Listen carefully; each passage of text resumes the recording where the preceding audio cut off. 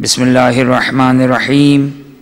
الحمد لله الذي لا يفر منع والجمود ولا يقديه العطاء والجود، إذ كل معط منتقص سواه وكل مانع مذموم ما خلا، وهو المنان بفوائد النعم وعوائد مزيد والقسم، ما اختلف عليه دهر فيختلف منه الحال، ولا كان في مكان فيجوز عليه الانتقال. الصلاة والسلام على سيدنا ومولانا أبي القاسم محمد، اللهم صل على محمد وعلى محمد وعجل فرجهم، وعلى أهل بيته الطيبين الطاهرين، لا سيما مولانا ومولى الكونين أبي الحسن والحسين أمير المؤمنين علي بن أبي طالب عليهم السلام.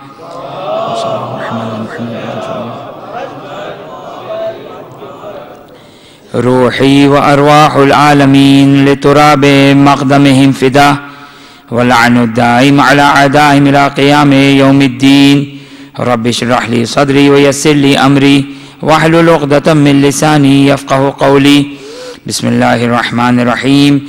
اللهم كل وليك الحجة ابن الحسن صلواتك عليه وعلى آبائه في هذه الساعة وفي كل ساعة وليا وحافظا وقائدا وناصرا ودليلا وعينا، حتى تسكنه أرضك طوعا وتمتعه فيها طويلا.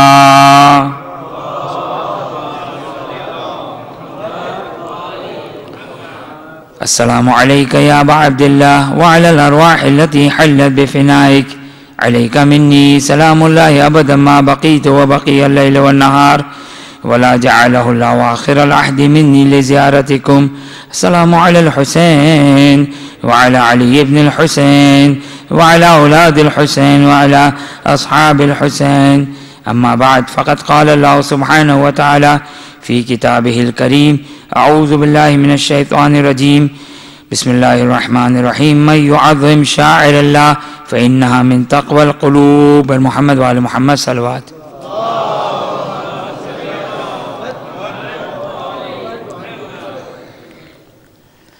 حضرت علی سید الشہداء اور ذکر سید الشہداء سلام اللہ علیہ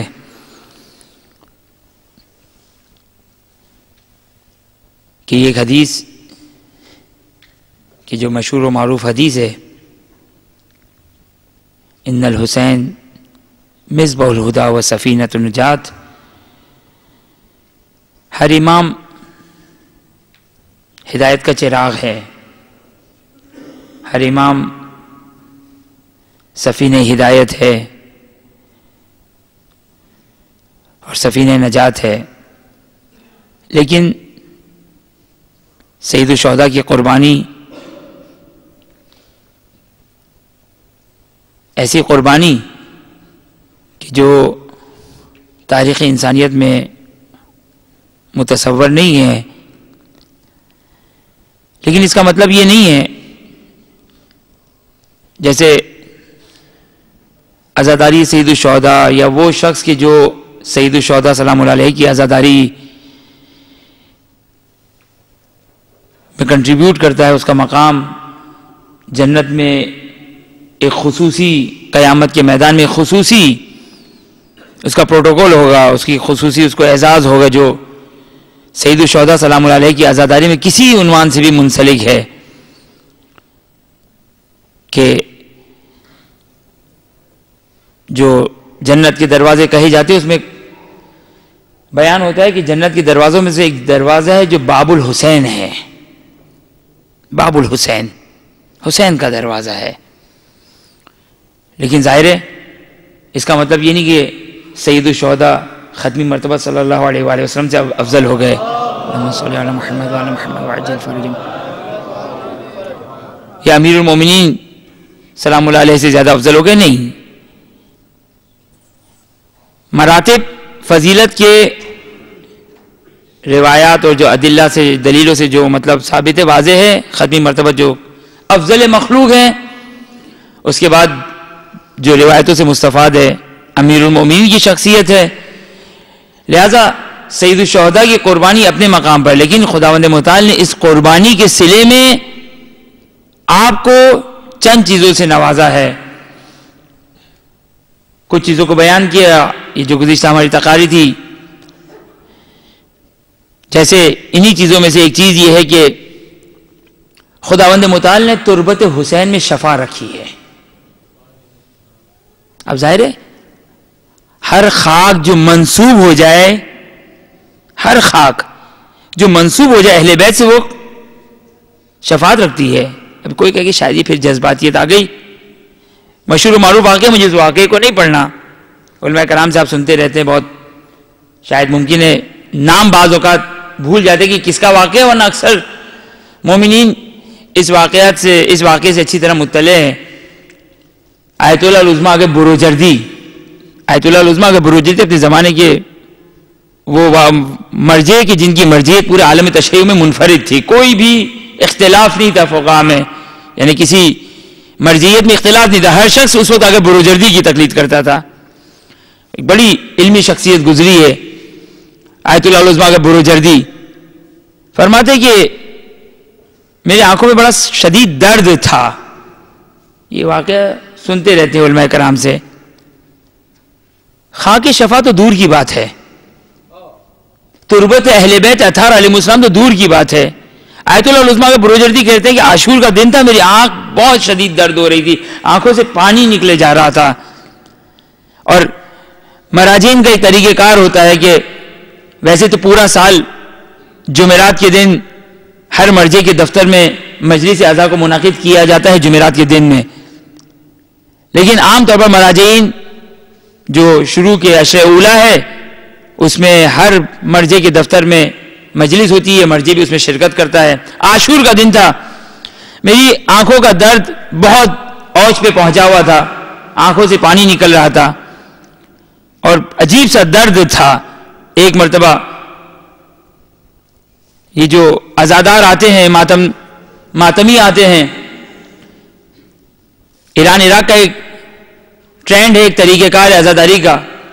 عراق میں جو اب زیارت پہ جانے والے ہیں، عاشور جو وہاں پہ کرنے والے، وہ دیکھتے ہیں کہ ویسے میں نے کل بھی بیان کیا تھا کہ سید الشہداء سلام اللہ علیہ کی جب زیارت کو جائے تو انسان بال بکھرے ہوئے ہو، گرد آلود ہو، اس عالم میں سید الشہداء سلام اللہ علیہ کی زیارت کو جائے.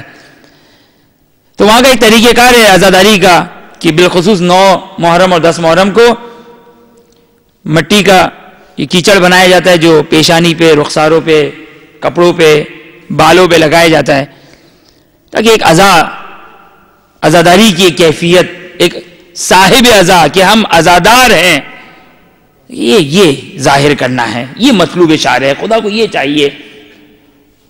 ہم وہ تو اہل بیت والی تو کیفیت ہمارے اندر نہیں آ سکتی ہے کہ کل آپ کی خدمت میں نے بیان کیا کہ چھٹے امام کے سامنے اگر نام حسین آ جائے تو پورا دن مغموم. لیکن ہم سے جس حد تک ہم کر سکتے ہیں یہ یاد رکھیے گا، رونا جو ہے نا، جس کو اللہ آگاہ بہجت نے، آیت اللہ العظمیٰ کے بہجت نے کہا سب سے افضل ترین عبادت ہے رونا، سب سے افضل ترین عبادت ہے رونا. کیونکہ اس کا تعلق یہ ہے کہ انسان مرتبط ہے، کنیکٹ ہے. بعض اوقات ہم مجلس میں ہیں، عزاداری کر رہے ہیں تو فراموش کر جاتے ہیں، لیکن روتے ہوئے تو انسان فراموش نہیں کر سکتا حسین کو. وہ دل میں جو درد پیدا ہو اسی بنا پر وہ رو رہا ہوتا ہے. اب وہ کیفیت تو تاری نہیں، تو کم از کم اسی لیے کہا گیا اگر رو نہیں سکتے تو رونے جیسی کم از کم شکل بناؤ. یعنی روایتوں سے استفادہ ہوتا ہے، بس کسی طریقے سے تمہارا کوئی سہم ہونا چاہیے، کوئی حصہ ہونا چاہیے کسی طریقے سے بھی عزاداری میں، جس طرح بھی پاسبل ہے. اب ظاہر ہے کیفیات مراتب ہے، جس طرح نماز کے مرتبہ ہے نا، ایک مجھ جیسے گنہگار کی 2 رکعت نماز، ایک امیر المومنین کی 2 رکعت نماز، زمین آسمان کا فرق ہے. اسی طرح عزاداریوں کے بھی مراتب ہے، عزاداری کے مرتبے ہیں. ایک شخص نارمل، اب جیسے باغان بعض اوقات، یعنی میرے لحاظ سے بعض اوقات، ابھی کل ہی شاید کسی صاحب نے کہا کہ ایک صاحب کہتے بس عاشور کا دن ہوتا ہے میں تھوڑی دیر کے لیے مجلس میں آ جاتا ہوں، بس اس سے زیادہ، یعنی ایسا لگ رہا ہے جیسے کوئی احانت والی کیفیت ہے. یعنی کیا مطلب؟ تعلیمات دیکھیں، روایات دیکھیں. عاشور کے دن کو غم کا دن قرار دو، کاروبار بند، ہنسی خوشی بند، خداوند متعال اس دن انسان کے مال میں برکت نہیں قرار دیتا اگر کوئی شخص اس دن کاروبار کرتا ہے.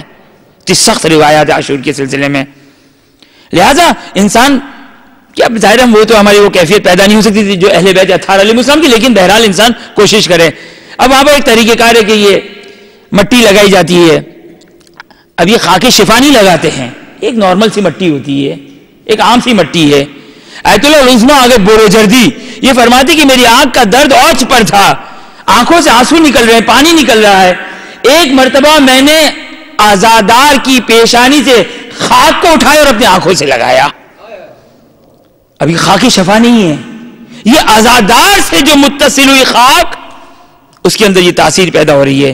دیکھیں اگر اب میں یہاں پر ایک تھوڑی فلسفیانہ گفتگو کروں, اجازت ہو تو عام طور پر جتنا انسان پڑھا لکھا ہوتا ہے, اسی لیے کالج یونیورسٹی میں جانے والے معذرت کے ساتھ ان کے دماغ معذرت کے ساتھ تھوڑے زیادہ آبجیکشن, اعتراض, اشکال, ہر چیز میں کیوں, چرا, اچھی بات ہے ایک حد تک, انسان کو فرعونیت کی طرف نہ لے جائے, یہ چیز نمرودیت کی طرف نہ لے جائے.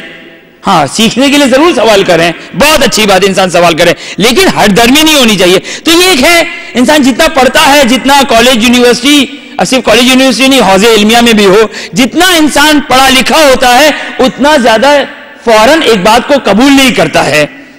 اسی لیے وہ عوام کو بہت جلدی معجزے نظر آ جاتے ہیں, بہت جلدی معجزے نظر آ جاتے ہیں.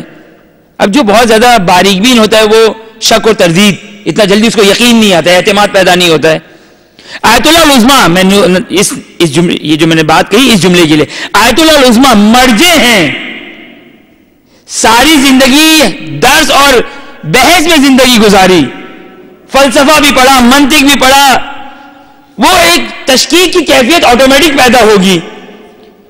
ممکن ہے ایک انسان, بعض اوقات انسان کو شک ہوتا ہے کہ پتہ نہیں یہ میری دعا سے یہ میری حاجت پوری ہوئی یا اتفاقاً ہوتا ہے انسان کو, اتفاق سے, اتفاق کچھ بھی نہیں خدا کیا. ہم کہتے ہیں اتفاقاً ایسا ہو گیا, نہیں ایسا کچھ نہیں ہے, لیکن بہرحال شک پیدا ہوتا ہے. آیت اللہ العظمیٰ اگر بروجردی ایک مرجع ہے, کوئی عامی نہیں ہے کہ ہر چھوٹی بات پر فوراً ایک معجزہ دکھائی دے گیا. میں نعوذ باللہ من ذالک کسی کی کوئی توہین نہیں کرنا چاہتا, لیکن ایک ذہنی کیفیت کو بتا رہا ہوں. اتنا بڑا مرجع, آنکھوں کا درد, وہ خاک لگائی, فرماتے کہ میرا درد بالمرہ فوری دور ہو گیا, فوری درد ختم ہو گیا.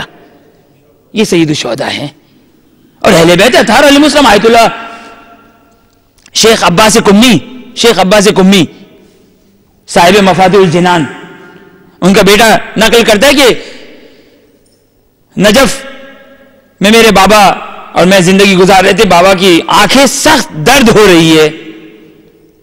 شیخ عباس قمی کہتے کہ میں صبح درس کے لیے نکل گیا, شیخ عباس قمی کی آنکھیں بہت سخت درد ہو رہی تھی, اتنی زیادہ درد کہ مطالعہ نہیں ہو رہا ہے. دیکھیں ایک مجتہد کے لیے سب سے بڑی مشکل, سب سے بڑا درد ہے کہ وہ کتاب کو نہ کھول سکے, کتاب کا مطالعہ نہ کر سکے. یہ سب سے بڑی مشکل ہے ایک فقیہ, ایک مجتہد کے لیے. زندگی بھر پڑھتا ہے, زندگی بھر پڑھتا ہے.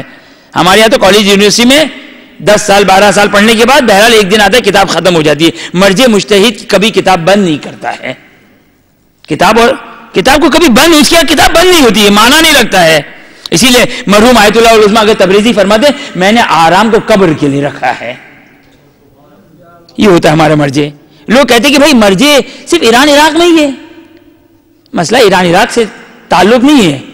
مرجع یہ کہ جو حوزے علمیہ ہیں ہر جگہ آپ بنا سکتے ہیں. حوزے کا تعلق علم سے ہے, 10 آدمی جمع ہو گئے وہ حوزہ بن گیا. اب آپ ہندوستان میں, مجھے بہت زیادہ معلومات نہیں, ہندوستان میں بہرحال پہلے مدارس سے حوزہ تھا, پاکستان میں بہت سارے مدارس ہیں. مدرسہ اور حوزے کا تعلق علم اور عالم سے ہے. جتنا علم اپنی اوج پر اور عالم کی کثرت ہوگی خود بخود آٹومیٹک.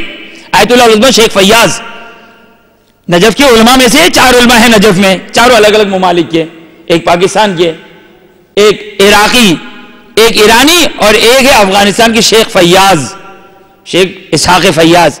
وہ خود مجھے فرما رہے تھے کہ افغانستان کی بات کہہ رہے تھے, یہ ہوتا ہے حوزہ علمیہ.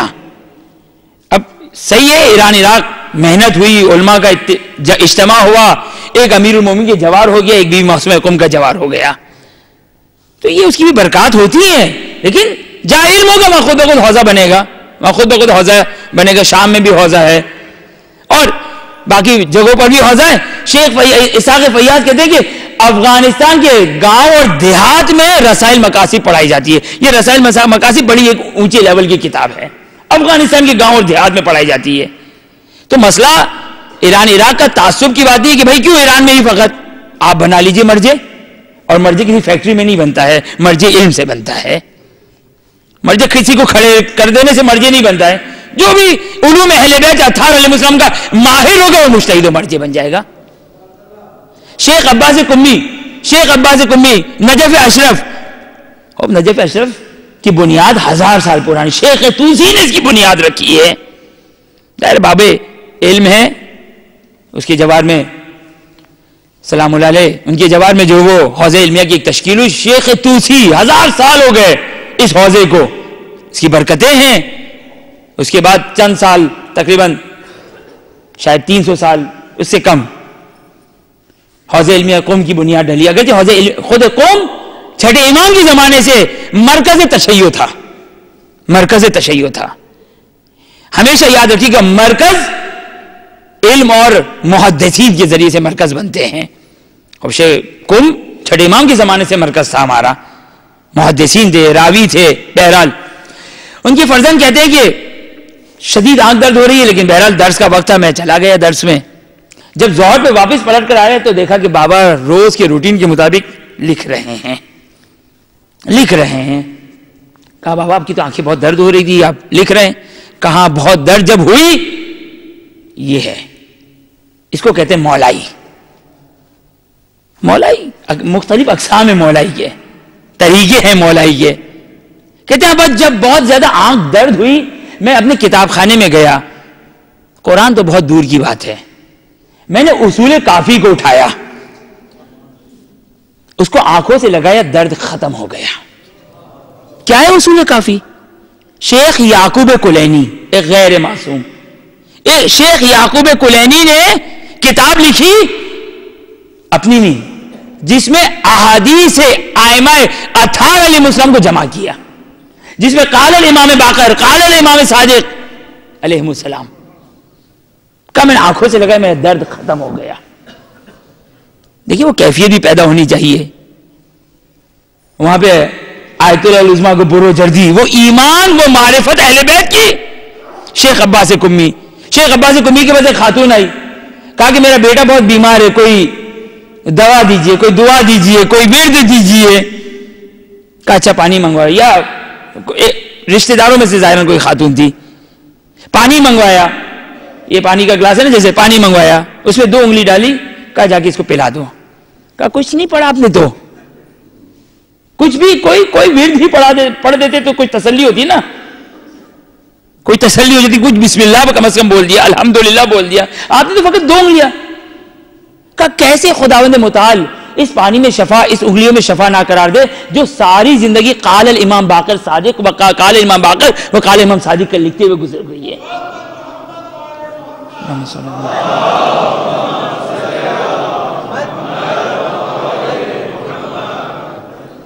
یہ اعتقادی ایمان ہونا چاہیے. ساری زندگی خدا اس میں شفا قرار دے گا, اتنا یقین ہے. تو یہ اہل بیت اطہار علیہ السلام اور بالخصوص سید الشہداء, انسان تردید نہ کرے, شک نہ کرے.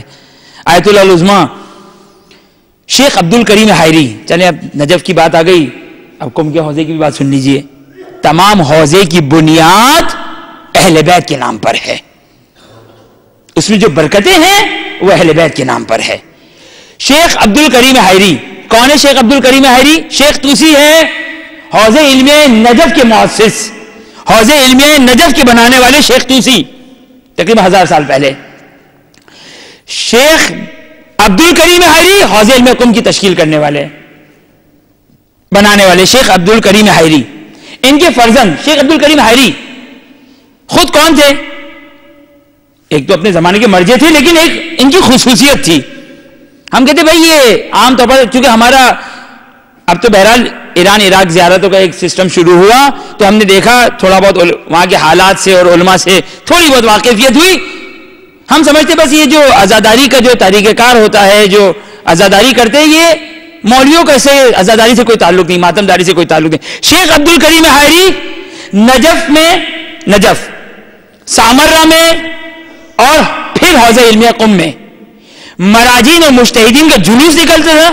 شیخ عبد الکریم حائری اس کے نوحہ خان تھے اور آگے آگے لیڈ کرنے والے تھے. شیخ عبد الکریم حائری جو مراجعین میں سے تھے اور حوزہ علم قم کی تاسیس کرنے والے تھے.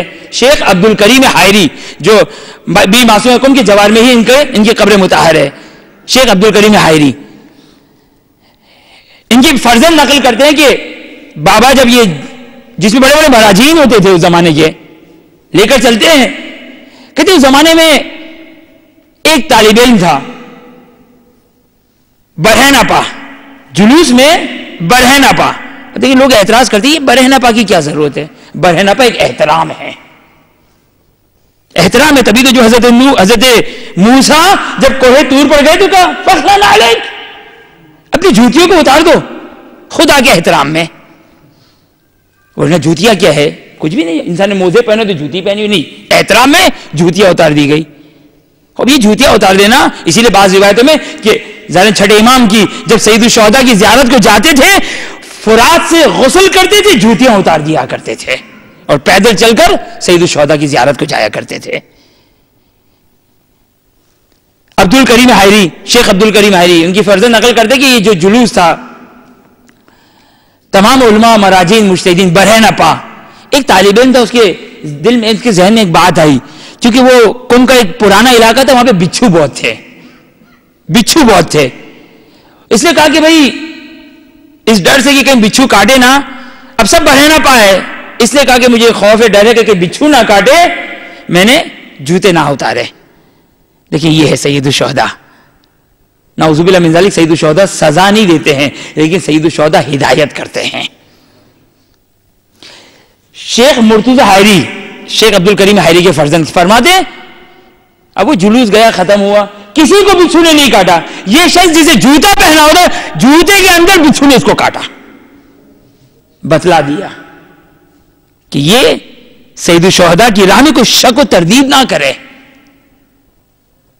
یہ جو میری گفتگو اتنے دنوں سے چل رہی ہے اعتراض اعتراض اعتراض, سید الشہداء کا معاملہ وہ آپ کی خدمت میں بیان کہ پانی والی روایت بی بی نے بتا دیا.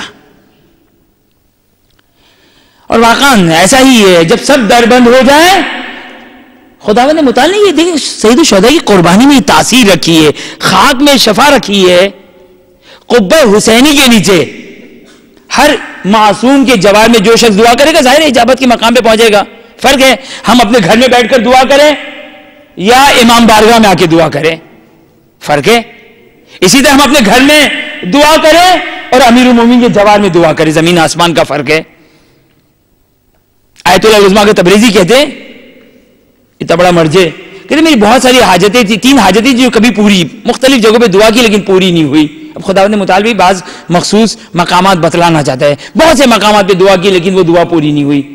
رکن یمانی, رکن یمانی کون سا مقام ہے؟ رکن یمانی وہ جو خانہ کعبہ کے 4 ارکان ہیں, ایک ہے رکن شامی, ایک ہے رکن عراقی, حجر اسود جہاں سے طواف شروع ہوتا ہے حجر اسود سے پہلے والا کونا ہے رکن یمانی.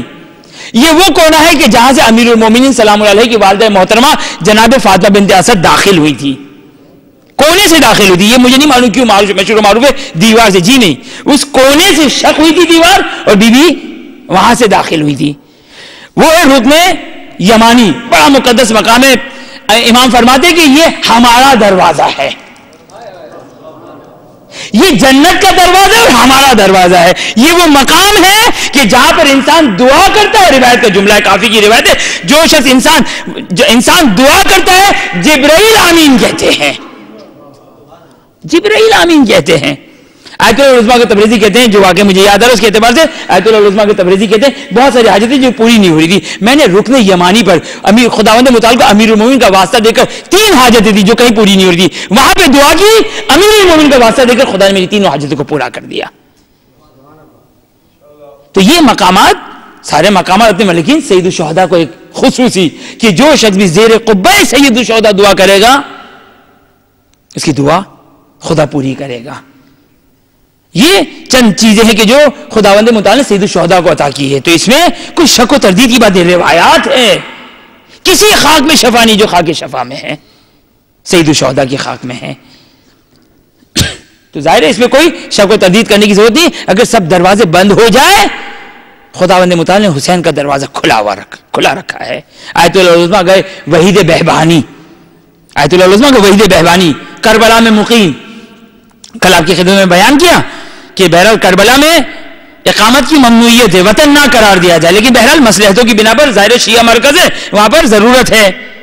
اور وجہ بیان کی کہ شاید یہ وجہ ہے کہ کیونکہ کربلا میں زندگی گزارنا بہت سخت ہے، اس کے آداب کی رعایت کرنا بہت سخت ہے کہ انسان کربلا کی سرزمین جائے، زیارتوں پہ جائے، فوراً آ جائے. اس لیے کربلا کی توہین خدا برداشت نہیں کر سکتا ہے. آیت اللہ مقدس اربیلی ابن فہد ہلی کا میں نے بیان کیا کتنی احتیاط سے وہاں پہ زندگی گزارتے تھے، کتنی احتیاط سے زندگی گزارتے تھے. شیخ مرتضی انصاری نے کربلا میں امام زمانہ عجل اللہ تعالی فرجہ شریف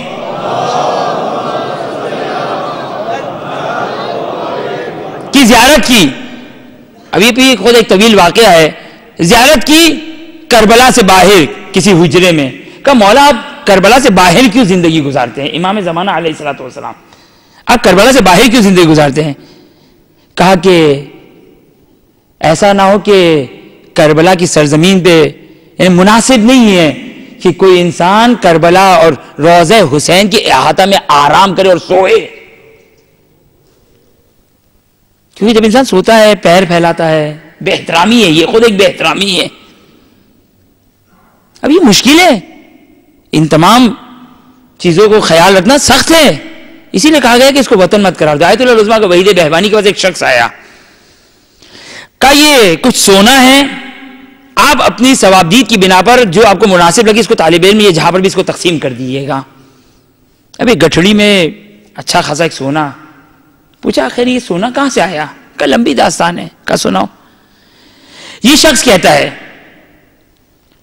کہ میں ایران کا ایک تاجر تھا، روس کی طرف، رشیا کی طرف تجارت کی غرض سے گیا. ابھی کچھ معذرت نازیبا شاید ہو جائے، احتیاط سے میں الفاظ کو بیان کروں گا. اب کہتا ہے کہ میں روس کی طرف گیا تجارت کی غرض سے. وہاں پہ ایک نوجوان لڑکی سے آشنائی ہوئی، دوستی ہوئی. اس کے حسن نے جو وہ مجھے گرفتار کر دیا. میرے بچے میرے جوان حفاظت کریں کہ خدا نہ خواستہ گناہ انسان کو اس مقام تک پہنچا دیتا ہے. اس مقام تک انسان پہنچ جاتا ہے جو ابھی آپ سنیں گے.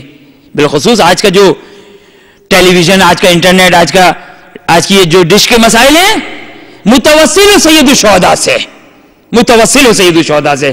ہر جوان بیچارہ چاہتا ہے اس وبا سے دور رہے، لیکن بہرحال گناہ، شیطان بہرحال گناہ کو اچھا کر کے دکھاتا ہے. سید الشہداء سے انسان جو وہ توسل کرے. یہ کہتا ہے کہ میں بس ارادہ کر لیا کہ مجھے اسی سے شادی کرنی ہے. عیسائی خاتون ہے، رشتہ ڈالا. اس کے والدین نے کہا کہ ہم تو غیر عیسائی میں کسی مسلمان سے اپنی بیٹی کی شادی نہیں کریں گے، اگر تم عیسائی ہو جاؤ گے تو ہم اپنی بیٹی دے دیں گے. اللہ اکبر. یہ گناہ انسان کو اس مقام تک پہنچا دیتا ہے.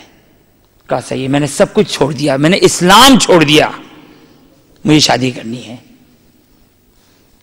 صحیح، شادی ہو گئی. اب کیا ہے اس کے پاس؟ اللہ خدا حافظ، رسول خدا حافظ، ولایت اور امامت سب خدا حافظ، سب جا چکا ہے. عیسائی ہو چکے، کچھ بھی نہیں ہے. لیکن ظاہر ہے جب انسان نادان ہوتا ہے، جوانی ہوتی ہے تو ایسی حماقتیں ہوتی ہے. لیکن جب میچورٹی آتی ہے، جب انسان کو کچھ سوچ سمجھ آتی ہے تو بہرحال انسان اپنے کیے پر ندامت کرتا ہے. یہ اہل بیت کی ہدایت ہے. کہتے ایک دفعہ میں تنہائی میں بیٹھا ہوا تھا، بس کچھ تھا ہی نہیں میرے پاس، نماز روزہ تو دور کی بات، اللہ تک نہیں تھا میرے پاس. ایک مرتبہ سید الشہداء کا تذکرہ کیا، آنکھوں میں آنسو آ گئے. یہ ہے ان الحسین مصباح الہدی و سفینۃ النجات.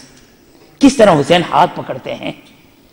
دلدل میں نے ڈوب چکا, یہ ختم ہو گیا, یہ انسان دائرہ اسلام سے باہر, سب کچھ ختم ہو گیا. کہا کچھ بھی نہیں تھا میرے پاس سوائے حسین کے, میرے پاس سوائے حسین سلام اللہ علیہ کے کچھ بھی نہیں تھا میرے پاس. آنکھوں میں آنسو آئے. ایک مرتبہ بیوی, وہ عیسائی بیوی اندر داخل ہوئی, گھر میں داخل ہوئی, کمرے میں داخل ہوئی. کہا کیوں رو رہے ہو؟ کہا بس میں نے اب تقیہ نہیں کیا, اب میں نے اپنے ایمان کو نہیں چھپایا. اب ظاہر ہے جو اس درجے کا انسان ہوگا, اس درجے کا مومن ہوگا, تو اللہ رسول تو ایسے ہی تھے, لیکن حسین کی محبت اور عشق تو تھا اس کے دل میں. کہا اب میں نے کوئی تقیہ نہیں کیا. اپنی بیوی کے سامنے سید الشہداء کا تذکرہ کیا. جہاں نام حسین آیا, یہ عیسائی عورت نہ کبھی اللہ کا نام سنا, نہ رسول کا نام سنا, نہ مجلس حسینی کو سنا, نہ اہل بیت کا تذکرہ, کچھ نہیں. نام حسین کی برکت کو دیکھیے, نام حسین سنا, یہ عیسائی عورت تبدیل ہو کے رہ گئی. کہا بس میں بھی تمہارا دین قبول کرتی ہوں, ہم دونوں جائیں گے سید الشہداء کی زیارت کو. یہ ان الحسین مصباح الہدی و سفینۃ النجات, کچھ بھی نہیں ہے, سب کچھ جا چکا ہے. اب یہ عورت حور, کم از کم ظاہری مسلمان تو تھا, نمازی تو تھا, ظاہری طور پر تو تھا حور. یہ تو عیسائی, نام حسین پہ ایسا انقلاب آ گیا زندگی میں, آنکھوں میں آنسو آ گئے, تڑپ پیدا ہو گئی کہ حسین کی زیارت کو جانا ہے سلام اللہ علیہ. دونوں میاں بیوی نے ارادہ کیا کہ ہم سید الشہداء کی زیارت کو جائیں گے. کہتے ابھی ہم اپنی آمادگی اور تیاری کر رہے تھے, میری بیوی کا انتقال ہو گیا. لیکن یہ ہے حسین, یہ ہے سید الشہداء. کہتے ہیں کہ میری بیوی کا انتقال ہو گیا. ظاہر ہم لوگ تقیہ میں تھے, بڑا افسوس کیا, دکھ کیا میں نے. اب عیسائی مراسم کے مطابق میری بیوی کو عیسائی قبرستان میں دفنا دیا گیا, لیکن دل بڑا شاق تھا, بڑا غم زدہ تھا کہ میری بیوی مومنہ اور اس کو ایک عیسائی قبرستان میں دفنا دیا. کہا میں اپنی بیوی کا جنازہ یہاں سے نکال کر مسلمان قبرستان میں دفناؤں گا, مسلمان قبرستان میں دفناؤں گا. لیکن یہ ہے حسین. کہتے رات کی تاریکی ہوئی, میں گیا قبرستان میں, قبر کو کھودا, دیکھا کہ میری بیوی وہاں پر موجود نہیں ہے. ایک مرد, اللہ اکبر, یہ مرد کون تھا اس کا تذکرہ بعد میں کروں گا. یہ ایک مرد بڑی بڑی مونچھے, داڑھی مونڈا, لیٹا ہوا ہے. سمجھ میں نہیں آیا, بند کر دیا میں نے قبر کو, سو گیا. دیکھیں کوئی خواب نہیں ہے, اسے کہ پوری داستان چل رہی, اتنی بڑی تبدیلی واقع ہو گئی. بیوی کو دفنایا تو وہاں پہ ایک شخص آ گیا. کون شخص ہے انشاءاللہ اس کو سنیں گے آپ. کہا کہ سویا خواب میں کوئی شخص آیا, کہا تمہاری بیوی یہ ہے حسین. اللہ اکبر, میرے ماں باپ قربان سید الشہداء پر. اپنے بچوں کو حسینی بنائیے, ہمارے دل میں تڑپ پیدا کریں کہ نام حسین آئے, تڑپ پیدا ہو جائے. تو سید الشہداء اس انداز سے ویسے تو ہاتھ پکڑیں گے, گنہگار ہیں ہم, ویسے ہی پکڑیں گے, لیکن ظاہر ہے ہاتھ پکڑنے کی نوعیت فرق کرے گی. اب یہ مومنہ کہ جس نے اللہ کو نہ پہچانا, نہ رسول کو پہچانا, امیر المومنین کو پہچانا, کسی کو نہیں پہچانا, صرف نام حسین پر آنسو بہائے, ارادہ کیا سید الشہداء کی زیارت کو جانا ہے. مر گئی, دفنا دیکھا تو وہاں پہ کچھ نہیں. سویا خواب میں ایک شخص آئے. اب کون, اب یہ میں یہاں سے تھوڑا سا فراموش کر گیا کون تھا, یا کوئی نام ہے یا نہیں ہے واقعی میں, بہرحال مجھے معلوم نہیں. خواب میں آیا, کسی نے کہا کہ بھائی تم جب کربلا جاؤ گے نا, کربلا میں خادم سے فلاں مکان کے بارے میں سوال کرنا, خادم سے فلاں مکان کے بارے میں, فلاں جگہ کے بارے میں سوال کرنا کہ وہاں کون ہے. ایک مرتبہ یہ کربلا سامنے سفر باندھا اور کربلا کی طرف روانہ ہوا. اچھا, عیسائیوں کا ایک طریقہ کار ہے, مجھے نہیں معلوم آج کل یہ رائج ہے یا نہیں, لیکن اس واقعے میں بیان کیا کہ عیسائیوں کا ایک طریقہ کار ہے کہ عیسائیوں کا طریقہ کار یہ ہے کہ ان کی جو جویلری ہوتی ہے, جو اس کا زینت کا سامان ہوتا ہے, اس کے ساتھ دفنا دیا جاتا ہے. یہ اس زمانے کا مجھے نہیں معلوم, لیکن بہرحال اس واقعے میں بیان ہوا. کہتے میں گیا, کربلا پہنچا, اس ایڈریس کے مطابق سوال کیا کہ وہاں پہ کسی کی قبر ہے. کہاں؟ ہاں, ایک سود خور مومن, اللہ اکبر, اس جگہ پر چند دنوں پہلے دفنایا گیا. کہا کہ وہاں مجھے اطلاع ملی کہ وہاں اس کی قبر کو کھول کے دیکھا جائے. ایک مرتبہ جملہ ہے تاریخ کا, قبر کو کھولا, اس مومنہ کی جنازے کو یہاں پر لایا گیا تھا. یہ مومنہ یہاں پر دفن تھی. کہاں؟ سید الشہداء کے جوار میں. سلام اللہ علیہ. سید الشہداء کے جوار میں. اور اس کے ساتھ وہ جو سونا تھا وہ اس کے ہمراہ تھا. یعنی ایک سود خور سید الشہداء کے جوار میں کوئی کافر دفن نہیں ہوا تھا, کوئی نارمل مسلمان دفن نہیں ہوا تھا, مومن تھا, لیکن سود خوری کی بنا پر جوار حسین, جس کے بارے میں نے چند دنوں پہلے بیان کیا تھا, شیخ عباس قمی کی وہ روایت نقل کی تھی کہ کسی نے سید الشہداء سے سوال کیا, جو آپ کے جوار میں دفن ہو کیا اس پر عذاب قبر ہوگا؟ تو امام سید الشہداء فرماتے اس نقل کے مطابق کس فرشتے میں مجال ہے کہ اس پر عذاب قبر کرے. یہ ہے سید الشہداء کا جوار. کہتا ہے کہ قبر کو کھودا تو میری بیوی ظاہر حسین, قصد کیا ہے ظاہر حسین کا تو کیا مقام ہوگا, ارادہ کیا ہے سید الشہداء کی زیارت کا تو یہ مقام حاصل ہوا. کس طرح اہل بیت اطہار علیہ السلام ہاتھ پکڑتے ہیں. یہ مومن کی جس کے پاس کچھ بھی نہیں تھا, کیسی ہدایت حاصل ہوئی, صرف حسین باقی تھے. ان الحسین مصباح الہدی و سفینۃ النجات. یہ حسین, یہ ہے سید الشہداء. سید سجاد سلام اللہ علیہ درود پڑھ دے محمد وعلی محمد.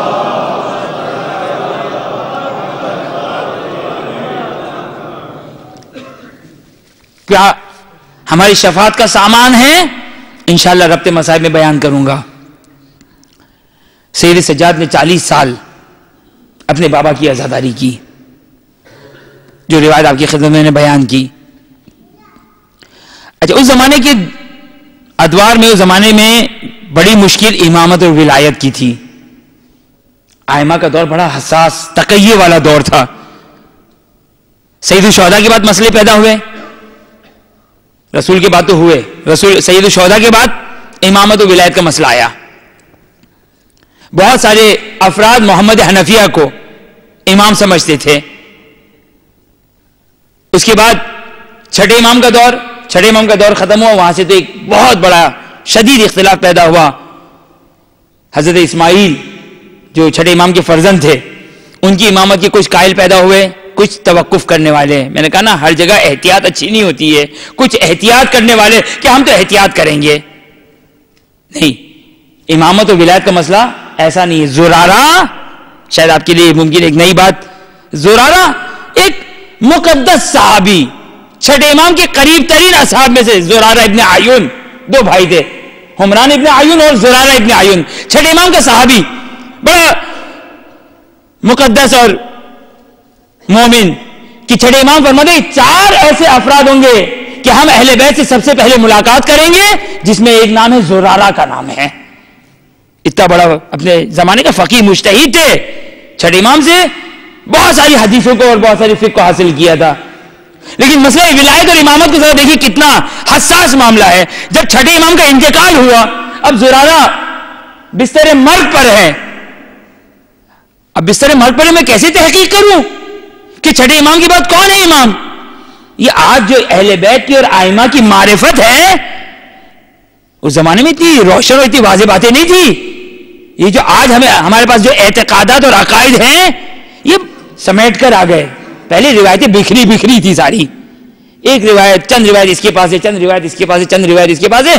بعد میں آہستہ آہستہ شیخ یعقوب کلینی, جس کے بارے میں نے بھی بیان کیا, ان کی کتاب اصول کافی اور فروع کافی, شیخ یعقوب کلینی نے 20 سال میں اس کتاب کو جمع کیا ہے. 20 سال اپنے گھر والوں سے دور حالت مسافرت میں حدیث معصومین کو جمع کیا ہے شیخ یعقوب کلینی کی. پھر ایسی برکت کہ جس کو میں نے آپ کی خدمت میں بیان کیا.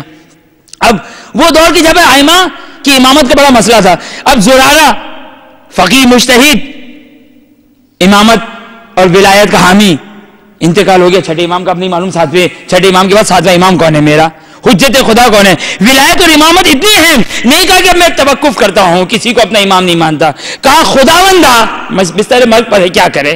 خداوندہ جو بھی تیرا اس سرزمین پر حجت خدا اور تیرا خلیفہ ہے, اس پر ایمان لے کر آتا ہوں, اس کی ولایت اور امامت کو قبول کرتا ہوں جو بھی ہے.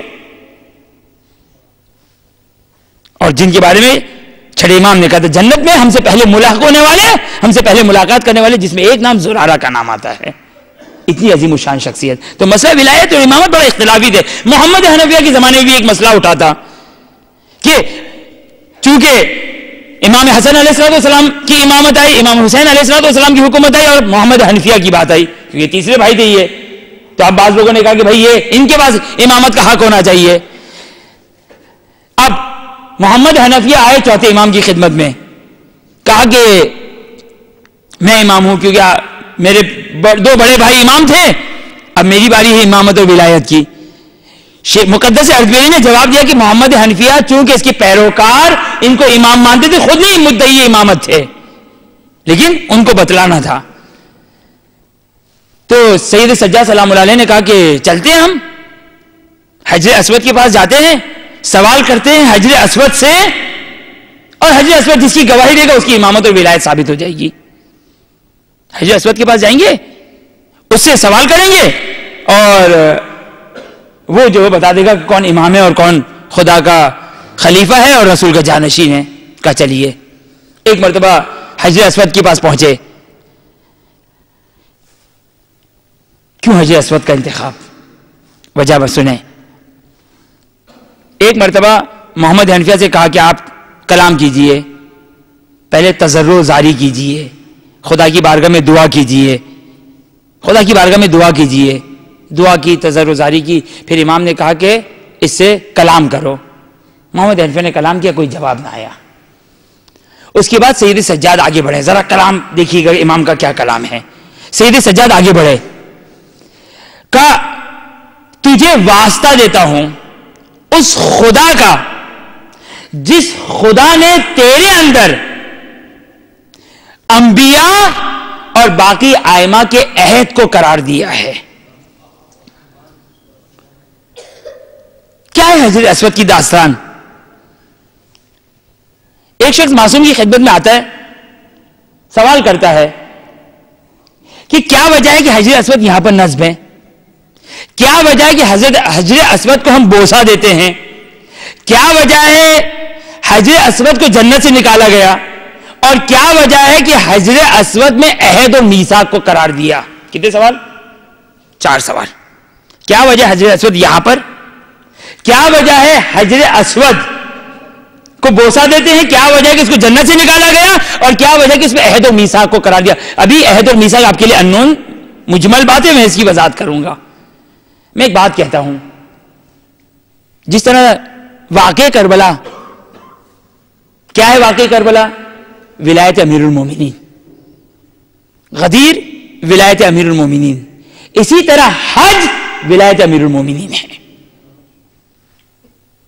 حج میں مین کانسیپٹ ولایت امیر المومنین کا, اور بہت سارے کانسیپٹ ہیں, مغفرت, عرفات کے میدان میں مغفرت, طواف میں مغفرت وغیرہ وغیرہ, لیکن اہم ترین مقصد ولایت امیر المومنین. سنیے, معصوم نے 4 سوال کیے, ابھی 5واں سوال اس کے ذہن میں پیدا ہی نہیں ہوا, کیونکہ سوال کرنے کے لیے بھی علم ہونا چاہیے. لہذا 4 سوال کے جواب امام نے اس کی سوال کرنے پر دیے, اور 5ویں سوال کا خود امام نے جواب دیا. پہلا سوال, کیوں اس مقام پہ قرار دیا؟ کہا خداوند متعال نے عالم زر میں, اب یہ ایک عالم ہے کہ جس کے بارے میں معلوم ہے کہ ایک ہے ایسا واقعہ پیش آیا, لیکن ہمیں یاد نہیں. ہم سب نے یہ دور گزارا ہے, ہمیں یاد نہیں. اب یہ یاد نہ ہونا دلیل نہیں اس بات کی کہ یہ واقعہ پیش نہیں آیا. بہت ساری چیزیں کہ جو ہمیں یاد نہیں, بہت ساری ایسی باتیں کہ جو یاد نہیں لیکن ہماری زندگی میں گزری ہے, تو یاد نہ رہنا یہ دلیل نہیں کہ یہ واقعہ پیش نہیں آیا. عالم زر میں خداوند متعال نے 3 عہد لیے. عالم زر میں خداوند متعال نے 3 عہد لیے تمام لوگوں سے, فرشتوں سے, جنات سے اور انسانوں سے. 3 عہد لیے. پہلا خدا کی وحدانیت کا, دوسرا رسول کی ختمی مرتبہ صلی اللہ علیہ وآلہ وسلم کی رسالت کا,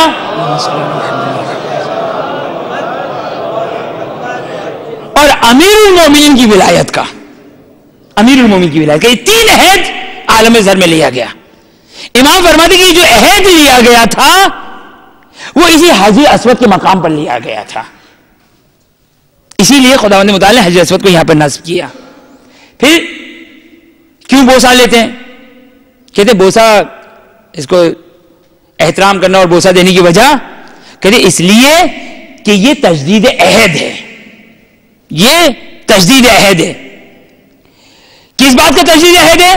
کہ قیامت کے دن یہ پتھر کو خداوند متعال زبان عطا کرے گا اور 2 آنکھیں عطا کرے گا اور گواہی دے گا، کیونکہ سب نے وہاں تو حامی بھر دی کرہن و تعتن، سب نے عالم ذر میں کسی نے فوری کسی نے تاخیر کے ساتھ، آخر میں کچھ فیلیئرز تھے، کچھ نہیں، بہت بڑی تعداد تھی فیلیئرز کی بہت بڑی تعداد تھی، لیکن سب نے زبردستی وہاں پر یہ تینوں اعترافات کو قبول کیا۔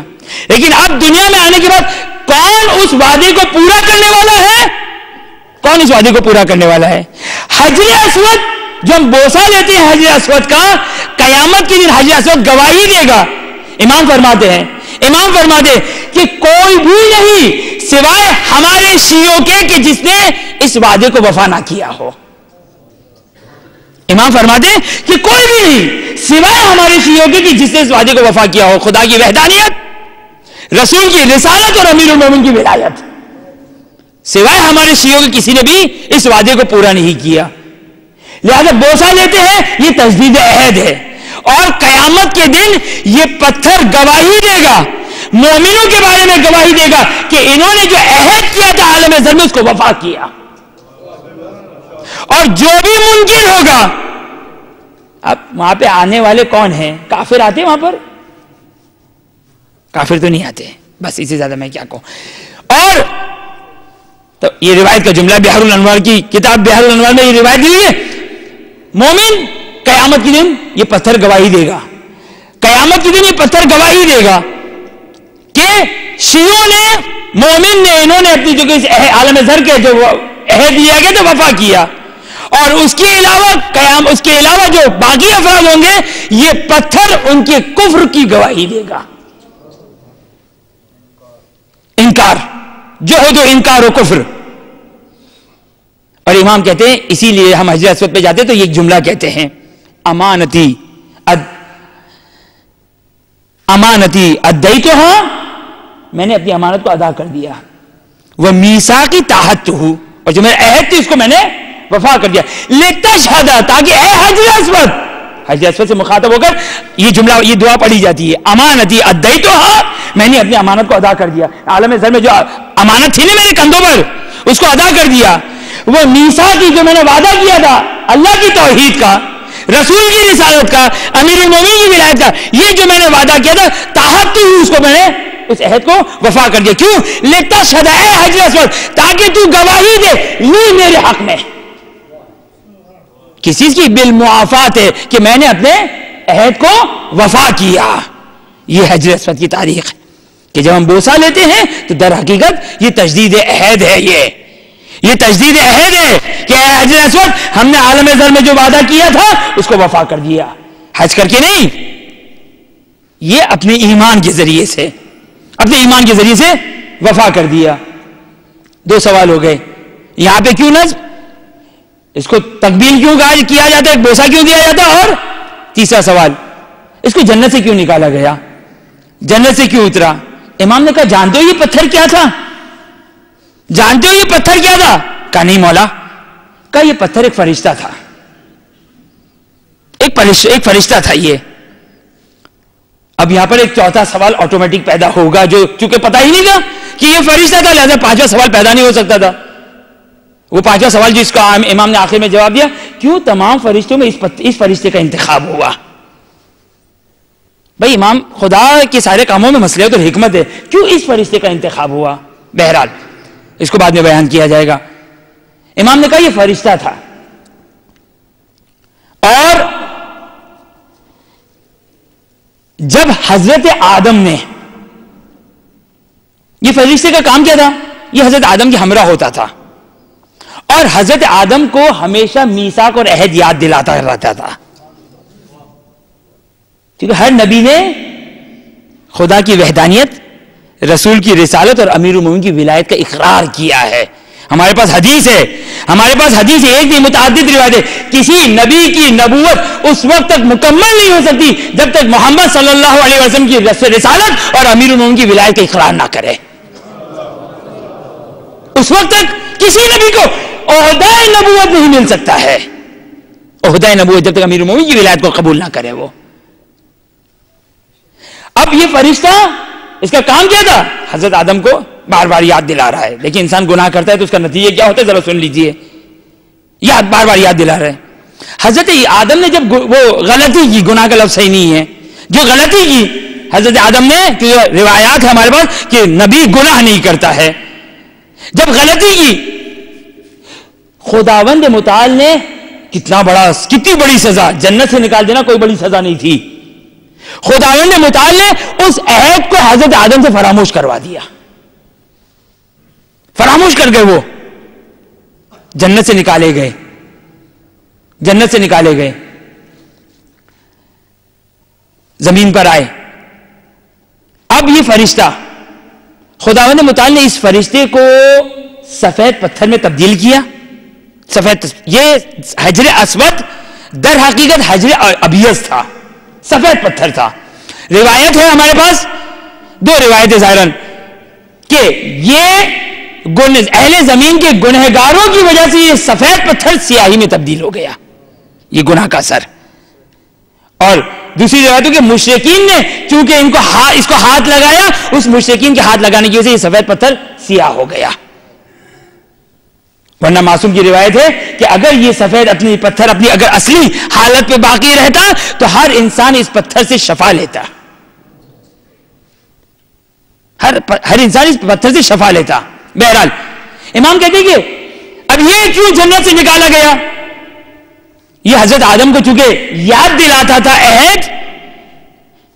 عہد یاد دلاتا تھا, لہذا خداوند متعال نے فراموش کروا دیا. خدا نے اس فرشتے کو پتھر میں تبدیل کیا. یہ پتھر مد مقابل ہوا حضرت آدم کے. جب حضرت آدم نے دیکھا نا, چونکہ حضرت آدم زمین پر اکیلے تھے, بڑے خوفزدہ تھے, وحشت ایک تاریخ تھی حضرت آدم کی, تنہا تھے نا, اکیلے تھے, وحشت تھی. جب اس پتھر کو دیکھا تو ایک انسیت پیدا ہوئی, ایک اطمینان سکون پیدا ہوا. پتھر نے کہا پہچانتے ہو مجھے؟ کہا کہ نہیں, پہچانتا نہیں ہوں میں. خداوند متعال نے زبان عطا کی اس وقت. روایت کی جو جملہ پڑھ رہا ہوں میں تقریباً ساری روایت کے ہے ایک لفظ روایت سے بیان کر رہا ہوں. کہا پہچانا مجھے؟ کہا نہیں.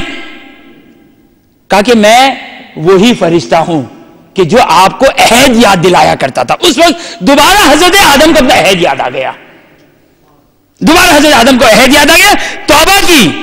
اب وہ حضرت آدم اس پتھر کو اس وقت جب اترے تھے تو ہند میں اترے تھے. ہاں, یہ اہل ہند کی کو ایک شرف ملا, جو اترے تھے وہ ہند میں اترے تھے. اب وہاں سے چلتے چلتے وہ مکے کی سرزمین پر پہنچے اس پتھر کو لے کر. اچھا بھائی, اس میں کیوں میثاق اور عہد کو قرار دیا؟ اس میں کیوں میثاق اور عہد کو قرار دیا؟ آخر کیا وجہ ہے؟ اب دونوں چیزوں کا جواب سن لیجئے. کیوں اس میں خداوند متعال نے یہ قرار دیا کہ جو شخص حجر اسود میں آیا ہے, نہیں یہ بھی بات واضح ہو گئی, بلکہ 5واں سوال کی طرف جاتے ہیں. بس اب پتہ چل گیا کہ ہمیں اس میں کیوں میثاق, بلکہ اس کا جواب بھی آئے گا کہ کیوں اس میں میثاق اور عہد قرار دیا اور کیوں اس فرشتے کو انتخاب کیا. امام فرماتے ہیں کہ جب فرشتے بھی تھے, انبیاء بھی تھے, انسان بھی تھے, جن بھی تھے, ان سے جب خداوند متعال نے اعتراف کروایا اور جب دعوت دی اس ایمان کی, تو اس وقت سارے فرشتے تھے. جبرائیل جیسے مقرب فرشتہ, میکائیل جیسا مقرب فرشتہ, یہ 2 فرشتے بڑے افضل ترین فرشتے. ابھی امام فرماتے فرشتوں میں سب سے پہلے جس نے خدا کی وحدانیت, رسول کی رسالت اور امیر المومنین کی ولایت کو قبول کیا, وہ یہ فرشتہ تھا. سب سے پہلے اسرع عہد, سب سے پہلے جو سرعت کرنے والا تھا وہ یہ فرشتہ تھا. اس لیے خداوند متعال نے میثاق اس کے اندر رکھا ہے, عہد کو اس کے اندر رکھا ہے کہ یہ قیامت کے دن گواہی دے گا کہ کس نے اپنے عہد کو وفا کیا اور کس نے کسی اور فرشتے کو خداوند متعال نے انتخاب نہیں کیا.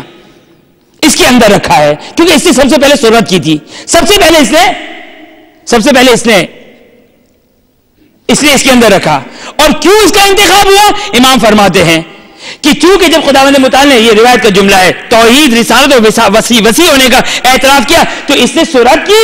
اور معصوم ارشاد فرماتے تمام فرشتوں میں جو سب سے زیادہ محمد و آل محمد سے محبت کرنے والا فرشتہ تھا وہ یہ فرشتہ تھا. سب سے زیادہ جو محمد و آل محمد علیہ السلام سے محبت کرنے والا. دیکھیے محبت کے درجات ہے, ہم سب محبت کرتے ہیں, لیکن محبت کی کیفیت فرق ہے. کسی کی محبت کسی لیول کی ہے, کسی کی محبت نچلے درجے کی ہے, تو محبت ظاہر فرق کرتی ہے.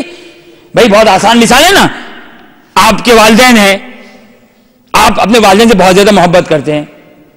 خوب آپ کے والدین آپ کے رشتہ دار ہیں, وہ آپ کے والدین سے اتنی محبت نہیں کرتے. صحیح, ہمارے رشتہ دار محبت ہے.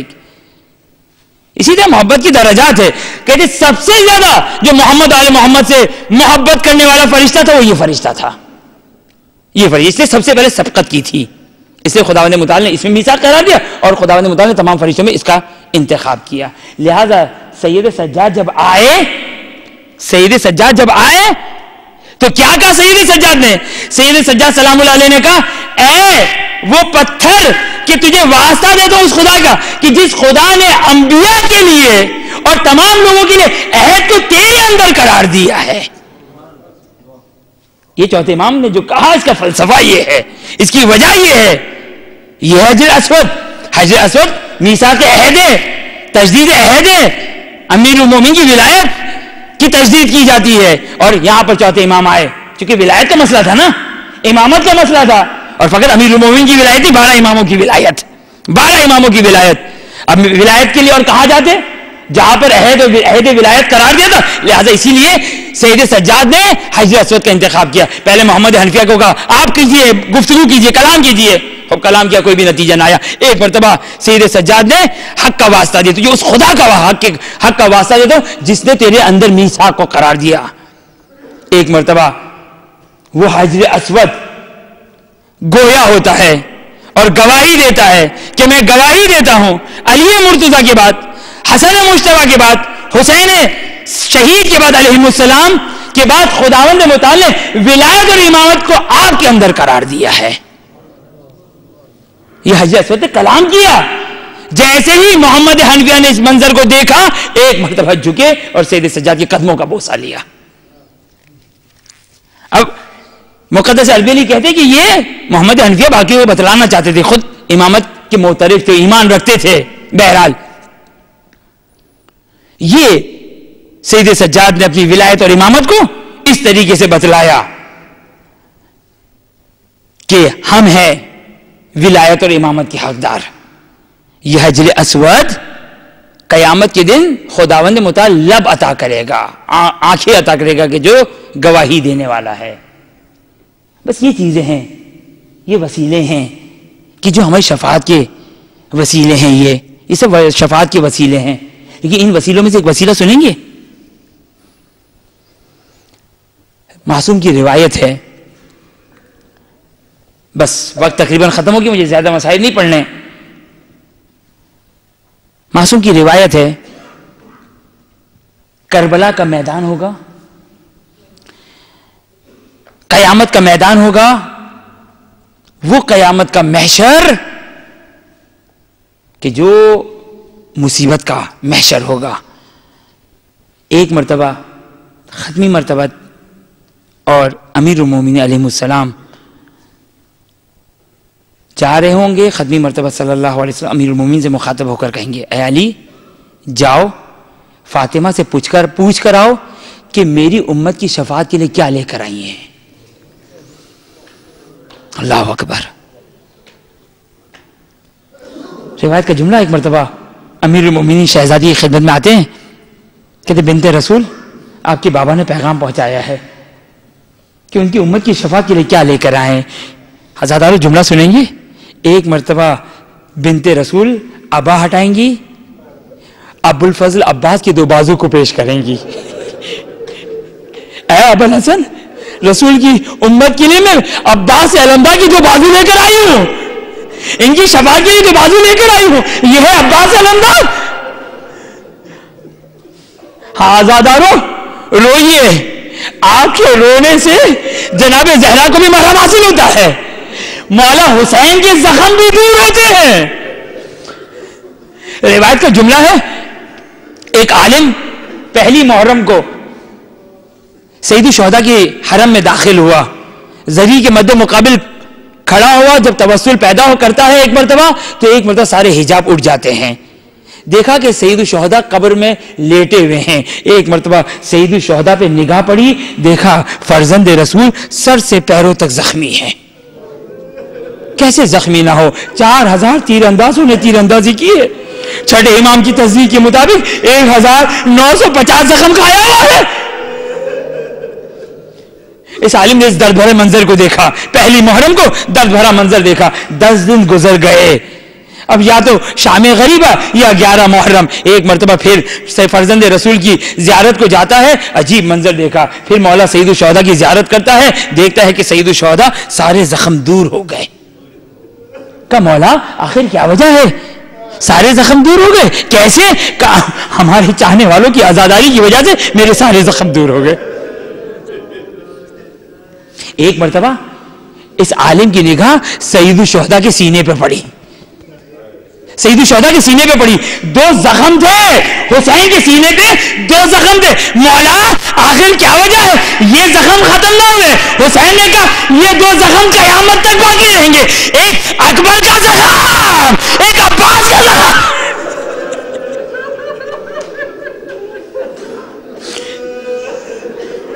ایک اکبر کا زخم. کل آپ کی خدمت میں روایت نقل کی تھی, حسین کو بوڑھا کر دیا اکبر کی شہادت ہے, اور عباس کی شہادت نے حسین کی کمر کو توڑ دیا.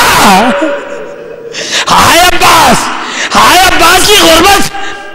سید مہدی بحر العلوم, سید مہدی بحر العلوم, کل بھی ان کا نام سنا آپ نے میری زبانی. سید مہدی بحر العلوم ان کا زمانہ تھا.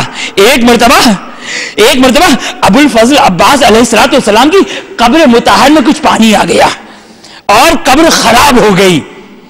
معمار کو بلایا, قبر ابو الفضل عباس کی قبر کو تعمیر کرنے کے لیے معمار کو بلایا گیا. ایک مرتبہ معمار ظاہر اکیلا تو نہیں اتر سکتا ہے, اس زمانے کے مرجع سید مہدی بحر العلوم کے ہمراہ یہ معمار نیچے زمین پر اترتا ہے, اندر زیر زمین میں اترتا ہے. ایک مرتبہ معمار کی نگاہ ابو الفضل عباس کی قبر پہ پڑی. سید مہدی بحر العلوم سے مخاطب ہو کر کہتا ہے, سید اگر جسارت نہ ہو تو ایک سوال کر سکتا ہوں. کہا کرو سوال. کہا یہ بتلائیے, ہم نے اہل منبر سے سنا ہے کہ مولا ابو الفضل عباس طویل القامت انسان کا نام ہے. جب گھوڑے پر سوار ہوتے تھے, رکابوں میں پیروں کو ڈالتے تھے, مولا کے زانو گھوڑے کے کانوں کے مدے مقابل آتے تھے. سید مہدی کہتے ہیں ہاں تیرا سوال کیا ہے؟ ایک مرتبہ مہمان کہتا ہے آخر کیا وجہ ہے؟ اگر میرے آقا میرے مولا طویل القامت انسان کا نام ہے تو عباس کی قبر اتنی چھوٹی کیوں ہے؟ بس یہ سننا تھا. سید مہدی نے اپنا سر دیوار پہ مارنا شروع کیا. مہمان گھبرا گیا, آقا کوئی جسارت ہوگی. کہا نہیں, اگر تم کربلا میں ہوتے, دیکھتے میرا آقا میرا مولا ابو الفضل عباس جب گھوڑے سے گرا, چاروں جانب سے کوئی تلوار سے وار کرتا, کوئی نیزے سے وار کرتا. ہائے ابو الفضل عباس کا جنازہ ٹکڑے ٹکڑے ہو گیا.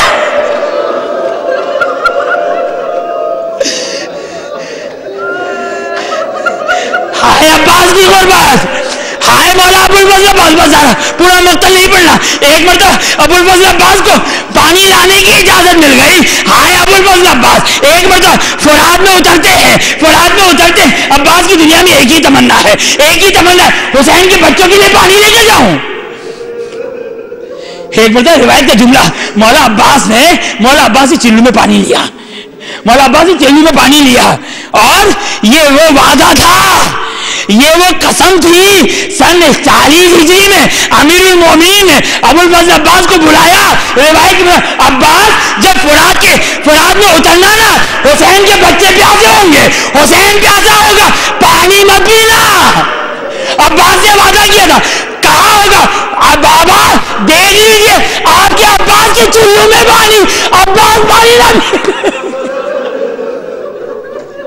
3 دن کا بھوکا ہے مولا عباس, 3 دن کا پیاسا, لیکن حسین کے بچے پیاسے ہیں, میرا آقا پیاسا ہے. ایک مرتبہ مشکیزہ سکینہ نے پانی بھرا. اب عباس کی ایک ہی تمنا ہے, یہ پانی خیموں تک پہنچ جائے. ہائے مولا عباس کی کوئی تمنا نہیں. ایک مرتبہ مولا عباس خیموں کی طرف جا رہے, عمر صاحب نے کہا ہائے عباس کا راستہ روکو. ایک دشمن نے چھپ کر ایک تیر پھینکا, عباس کا دایاں بازو قلم ہو گیا. عباس کو کوئی فکر نہیں، رجز پڑھتے جا رہے ہیں، شعر پڑھتے جا رہے ہیں، تم میرے دونوں ہاتھ کاٹ دو، میں حسین کی حمایت سے اپنے آپ کو روکوں گا نہیں۔ مولا عباس رجز پڑھتے جا رہے ہیں، ایک مرتبہ بایاں بازو قلم ہوا، عباس کو کوئی پرواہ نہیں، مشکیزے کو دانت میں تھاما، ایک تیر ستم آیا، ہاں مشکیزے سکینہ میں پیوست ہوا، پانی بہ گیا، اب عباس اپنے گھوڑے کا رخ بدل دیا، اب دنیا میں باقی رہنے کا فائدہ نہیں، ایک تیر ستم عباس کی آنکھوں پہ لگا، ہائے عباس جھک کر نکالنا چاہتے، آہانی گھوڑ عباس کے سر پہ لگا، عباس گھوڑے سے نیچے گر رہے، مولا عباس کہتے میری مصیبت پڑو ذاکر، میری مصیبت، جب کوئی بلندی سے گرتا اپنے ہاتھوں کا سہارا لیتا، علی کا عباس جب گھوڑے سے گرا دونوں ہاتھ کر آؤ واہ یا ابا عبداللہ، اپنے غلام کا آخری سلام۔